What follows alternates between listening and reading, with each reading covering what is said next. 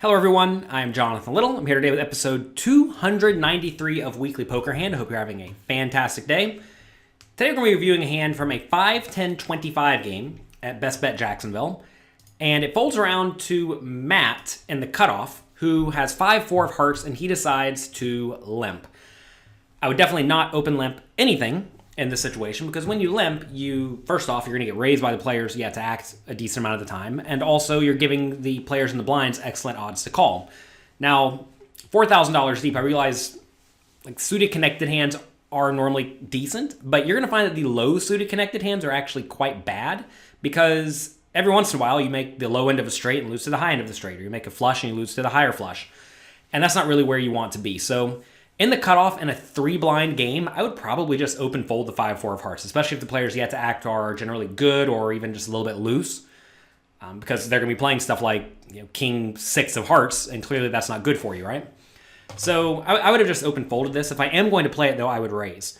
Now, Don on the button with Ace King offsuit elects to raise to $75. So it went 25 for a limp and then raise to 75.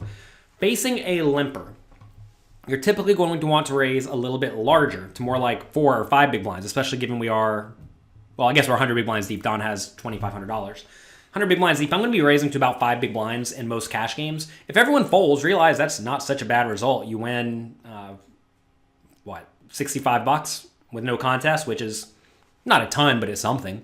And most likely, the limper is limping with hands that he wants to limp and then not fold to a raise. So you're just going to be able to build a bigger pot from in position with the best hand, right? So if I was in Don's shoes with Ace King offsuit on the button, I would definitely raise it up.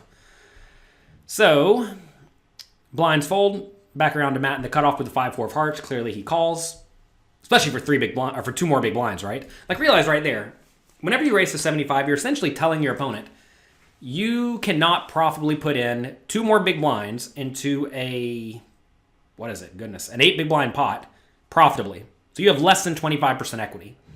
Clearly, no hand in this scenario is less than 25% equity against much of any range, right? So Matt is making a profitable call by calling here. You're forcing your opponent to play well. Now, obviously, there are some post-flop implications because your opponent's range is going to be wider, but even then, it's not as if you can just raise small pre-flop and then blast them out of every pot or whatever. Anyway, we are heads up into a $190 pot.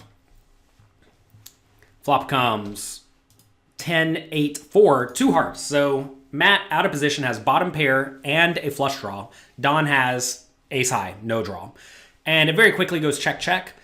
I definitely like the check from Matt. Matt should not be leading with much of anything. Because this is a scenario where you have to think that Don has at least a decently strong range, and he's going to continuation bet somewhat often.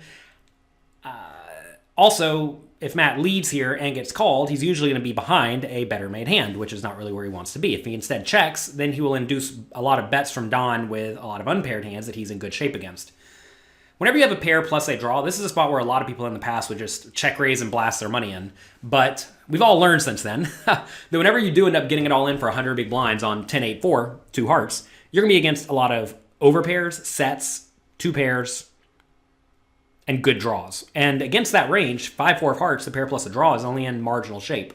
Whereas if you check and then check, call a bet, you keep your opponent in the pot with all sorts of unpaired hands that you're actually beating, right? You'd much rather your opponents be in the pot with a lot of marginal hands compared to only very strong hands. Now, of course, you have fold equity if you lead or if you check raise, but usually the hands that are folding only have 6-ish outs anyway, and some of those outs are not good because they're also hearts, right?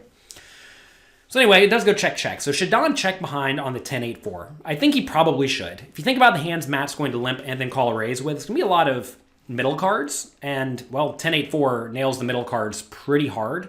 So I like the idea of checking it back here. This is a spot where the flop's just not great for you.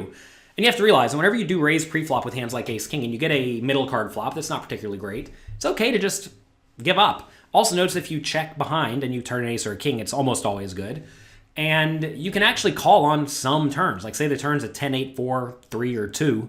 Those cards are all pretty safe, and you've just induced bluff. So you get to check behind the flop and then call a turn bet and get to the river. Now, that doesn't mean you're just always calling it down on the river. That's not what I'm saying. But you get to get closer to the showdown, and whenever you do get to see the showdown, you do win a decent amount of the time. with your marginal made hands, and in this scenario on 10-8-4, ace-king is essentially a weakish marginal made hand. You really just want to see a cheap showdown. So anyway, check on the flop. Turn is an 8. And now Matt with the 5-4 of hearts has to decide if he wants to bet or check. And I think both plays have merit, especially if you think Don is only going to check behind the flop with unpaired hands. Well, then 5-4 is the best hand, and you just want to bet smallish or mediumish to get value from ace high, right? Ace high, king, ace king, ace queen, ace jack. He could have a hand like queen jack that checked behind.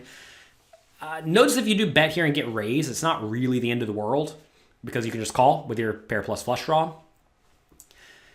Normally, when the middle card pairs, you actually have to be a little bit concerned that the player on the button has middle pair, because an obvious hand to check behind is middle pair, because that's a good marginal made hand. But given that it was a limp and then a raise pre-flop, I think you can discount a lot of the 8s. So I don't really mind a bet from the 5-4. That said, I would still probably just check, because also the 5-4 is a marginal made hand, right? Even though it does have a draw, you're really not pushing a ton of equity, because you're really only going to get called by like ace high, and it's very easy for the button in this scenario to have a hand like pocket 9s or an 8 or pocket 7s or 6 or 5s that you lose to, and you're just putting money in behind. So I think I'd probably just check call, realizing, yeah, your opponent's going to outdraw you every once in a while, but that's okay.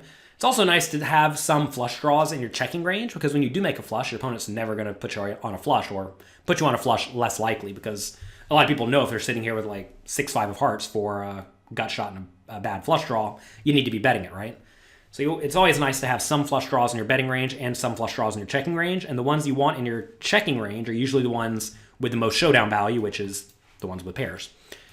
So let's see what he does. Looks like Matt is lining up a bet of some amount. $100 it looks like.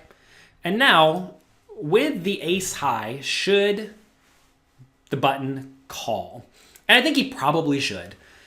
Whenever it does go check on the flop, you've definitely induced some bluffs. If the cutoff is sitting here with any unpaired hand, he's at least going to consider bluffing, because if you think about the logical unpaired hands, a lot of them have some sort of draw to go with them.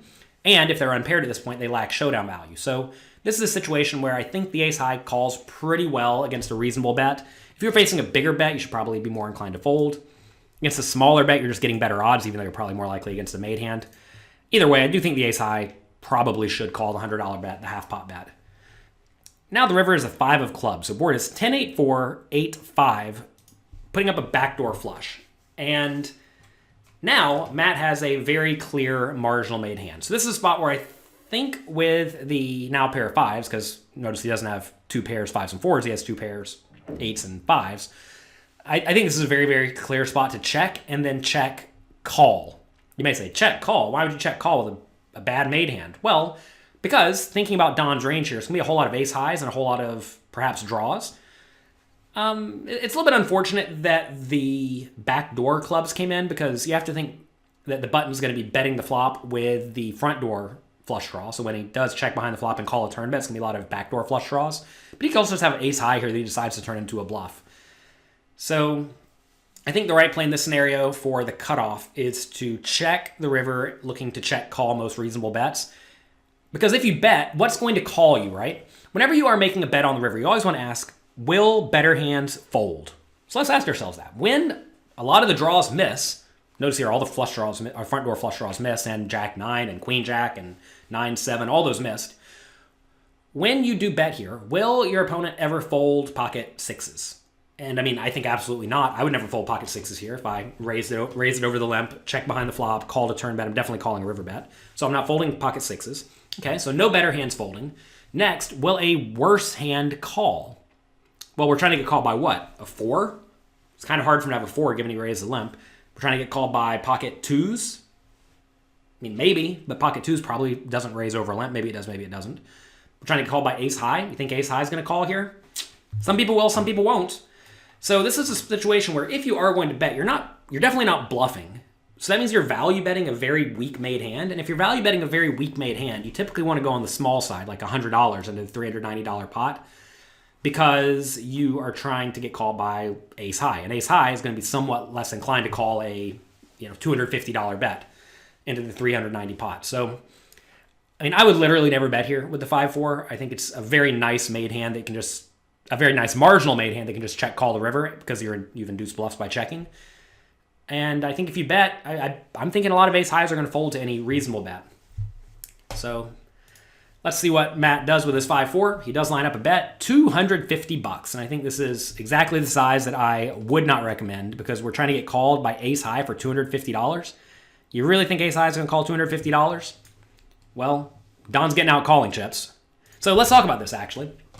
On the river, Don has the nut flush blocker. To be fair, it's not the nut flush because, well, it's the best flush you can have, but when there are 2 8s on the board, a flush is not actually the nuts. This is a situation where I think this ace high, it should probably not raise this time, but this is actually a decent candidate to raise because it's not quite good enough to call, right? So if it's not good enough to call, then you just want to ask, does this hand have relevant blockers to hands that my opponent will... Or it could be betting, but he's obviously not. Like, he doesn't have the club flush, the ace high club flush, because Don has the ace of clubs in his hand. I do think this would be a reasonable spot to raise if Matt bets smaller, like $120. But when he bets a little bit bigger, I do think that starts to polarize his range a bit to the nuts or nothing. Clearly, that's not the case because he's value betting middle pair. But this ace high, if it's not good enough to call, you want to look at it as does it have a relevant blocker? And it actually does with the ace of clubs. So if I'm going to continue here, I'd probably put in the raise to try to make my opponent fold out stuff like top pair. But when Matt bets bigger on the river, he probably doesn't have a whole lot of top pairs in theory. He probably has more stuff like an 8 or a flush or a straight, right? So you don't really want to be raising into that range because, well, all the bluffs are going to fold and all the nuts are just never going to fold. So anyway, in this scenario, I do think Don should probably just fold. Yeah, there are some busted draws, but when your opponent bets twice here, it's usually okay to get out of the way. So, Ace-King has his thinking hat on. And notice here, if Matt just checked the river, it's going to go check-check and he's going to win.